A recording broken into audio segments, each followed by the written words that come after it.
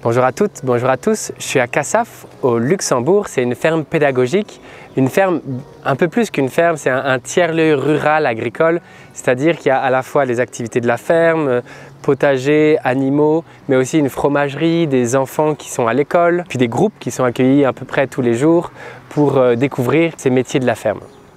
Et donc je vous invite à venir avec moi et à rencontrer Tom Cass, qui est le fondateur du projet et qui va expliquer un peu comment on peut se réenchanter, comment on peut avoir une nouvelle vision de l'agriculture, du vivant autour de nous. Bonne découverte, réenchantons la terre, réenchantons nos cœurs.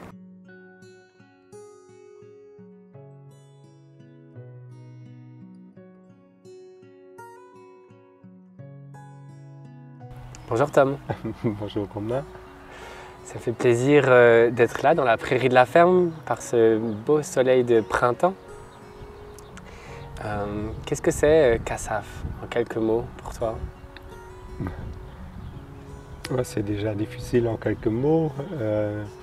Cassav, c'est un peu, je sais pas si on peut dire notre rêve ou plutôt notre grand projet d'une ferme qui a la chance de résister aux défis qui sont là maintenant et qui viendront encore. Voilà. Et une ferme qui est tournée vers l'avenir, pour toi, c'est une ferme qui... Quel est le rapport avec les animaux, avec la terre? Qu'est-ce qui est important pour toi au niveau de la philosophie que tu veux transmettre dans cette ferme?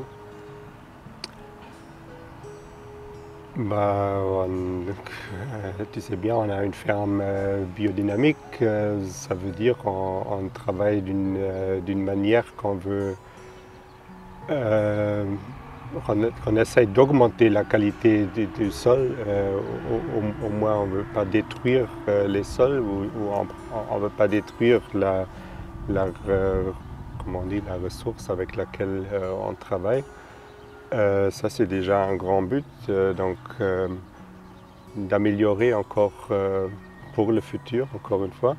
Et le travail avec les animaux, il y a déjà le besoin d'avoir cette grande diversité sur la ferme, ce qui n'est pas normal aujourd'hui. Normalement, à cause des besoins, à cause des raisons économiques, on se concentre sur un métier, soit la production du lait, soit les cochons, soit la viande de bovins, ou que des poules, ou que des labours. Voilà. Et nous, on Ici, à Cassav, il y a tout. C'est ça, il y a une trentaine de vaches, une quinzaine de cochons et 400 poules. Oui, il y a une quinzaine de cochons, ça semble pas être beaucoup. On a 7 truies et les truies produisent des porcelets. Donc normalement on a environ 50 cochons à chaque moment, mais ça varie très fort. Mais c'est juste, on a environ 400 poules et un peu plus que 30 vaches laitières. En total on a 80 bovins.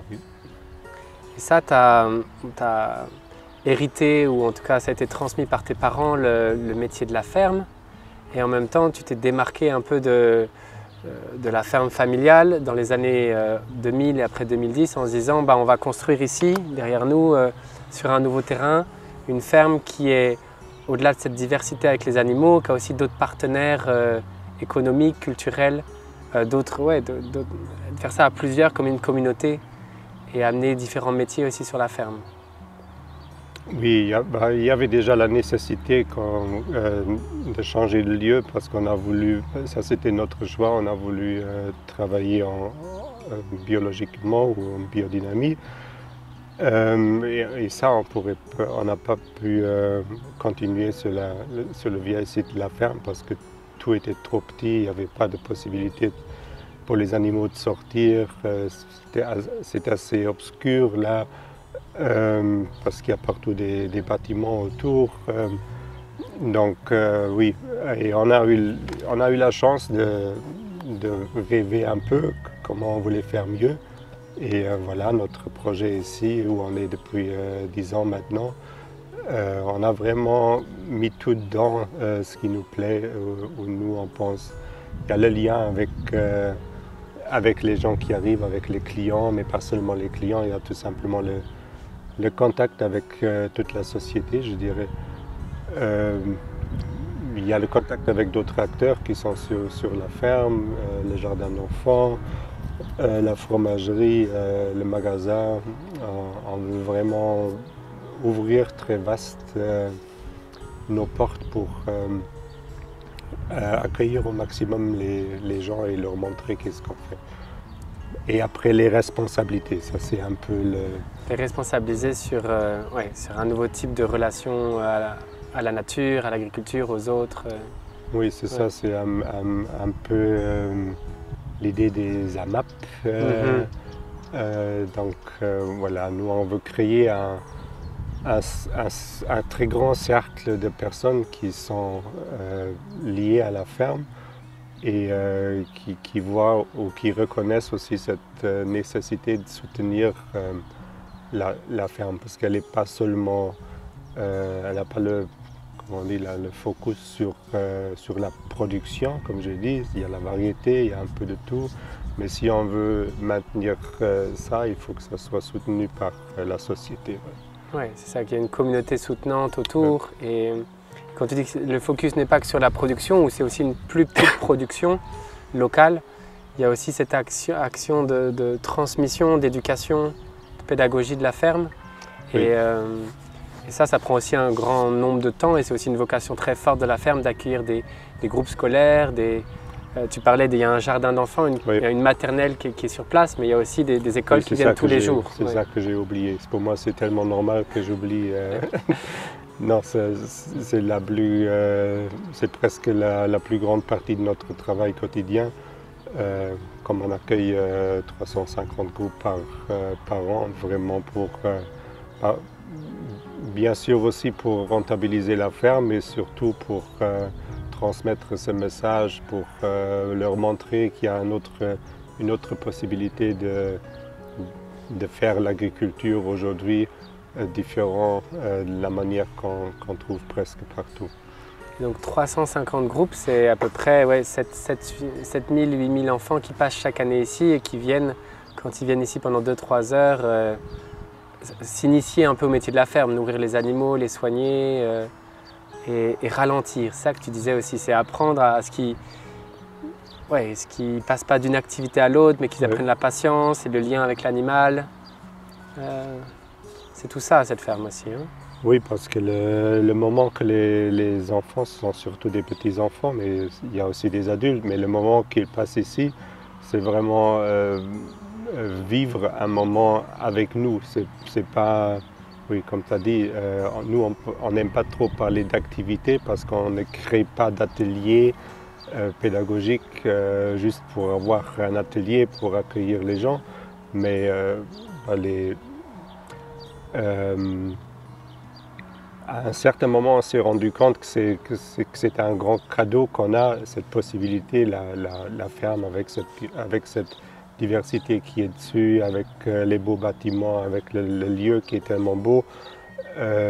Normalement, il ne faut pas faire grand-chose. Ça suffit que les gens viennent, ils participent, ils entrent un peu là-dedans. Et c'est ça qui leur fait plaisir. Et ils prennent quelque chose de ce lieu à la maison. À la maison, oui. C'est vrai que cette ferme, chaque fois que j'y viens, je trouve que l'architecture, tout a été pensé aussi pour que ça soit beau, organique, et puis c'est du bois, c'est des beaux matériaux. Il y a cette grande cour pensée pour qu'elle soit ouverte et qu'on puisse facilement circuler près des animaux. Et la ferme est aussi ouverte au-delà des groupes qui viennent et que vous encadrez. Presque 7 jours sur 7, peut-être pas 24 heures sur 24, mais au moins pendant la journée pour que des gens qui veulent venir avec leurs enfants puissent se mettre sur le parking et venir voir les animaux. Et donc cette ouverture, elle est importante pour toi pour qu'il y ait cet esprit de communauté et de sensibilisation qui se crée au plus grand monde possible, c'est ça? Oui, c'est mieux qu'ils ne se mettent pas tous sur le parking, c'est mieux qu'ils viennent en vélo, peut-être, en vélo, à pied. Transport en commun. Mais pour le reste, c'est tout juste, voilà. À côté des 7000 enfants qui viennent d'une manière organisée, il y a certainement au moins encore une fois le même nombre de gens qui viennent visiter. Et là-dessus, bien sûr, encore les clients du magasin, si on compte, c'est encore une fois le même montant qui s'ajoute. Donc à la fin du compte, ça passe entre 20 000 et 30 000 personnes par an qui passent à travers la ferme. Et il y a une grande fête dans quelques jours, le 14 mai, de Casaf, pour les 10 ans. Et qu'est-ce que tu souhaites, peut-être pour finir un peu cette discussion, pour la société et pour les enfants qui viennent ici, qui repartent, s'il y avait des choses qu'ils peuvent rapporter chez eux et faire au quotidien ou qui peut les inspirer, en quelques idées, qu'est-ce que ça serait? Oui, ce qu'on peut toujours faire comme individuel, c'est, je pense qu'on se rend compte avec chaque geste à la maison qu'on fait que ça aura un impact quelque part sur notre planète. Et voilà, de préférence, il faut choisir un comportement quotidien qui a un impact proche de chez nous, donc pas qu'on détruit quelque chose qui est loin de chez nous, mais qu'on travaille avec ce qui est autour, parce qu'il y a plein de belles choses ici aussi, et c'est comme j'ai dit, l'idée de responsabilité, les gens reconnaître un peu, mais voilà, tiens, je pourrais aller aussi chez lui, il faut un bon fromage aussi à la ferme. Il y a un beau potager, il y a des légumes. Il ne faut pas prendre ce qui vient de quelques mille kilomètres, voilà. Être plus local. Ouais. Et apprendre à ralentir peut-être, ou à respirer, ou à observer ce qui est autour de nous. Ouais. Quand on observe les animaux, à interagir avec soi, c'est une autre dynamique. Ouais. Merci beaucoup, Tom, et bonne continuation. Merci.